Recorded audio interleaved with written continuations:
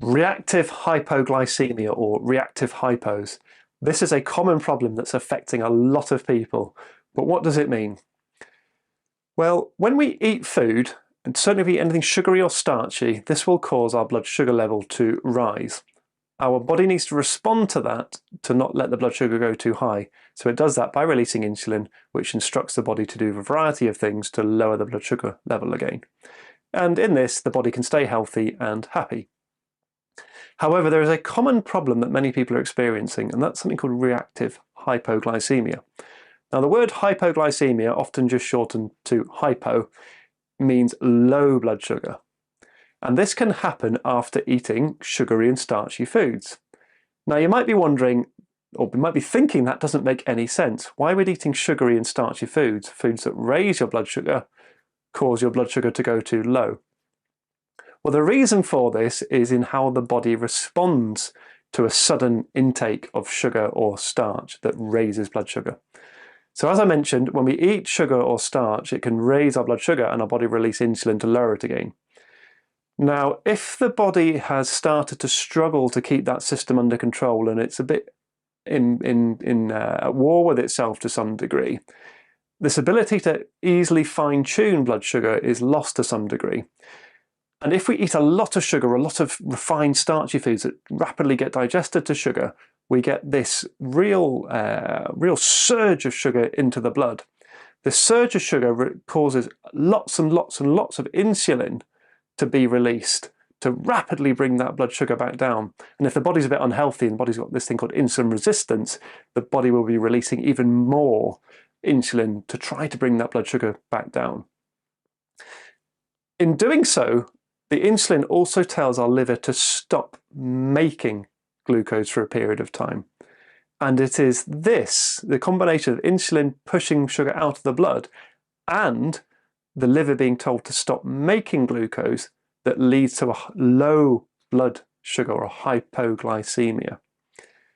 So I'm just going to take you through what would happen if you ate a huge bowl of cornflakes, some toast and a glass of orange juice now.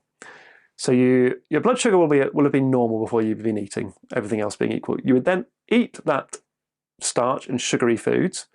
That would go into your gut, be digested down into sugar and pass into your blood. The blood sugar would start rapidly rising.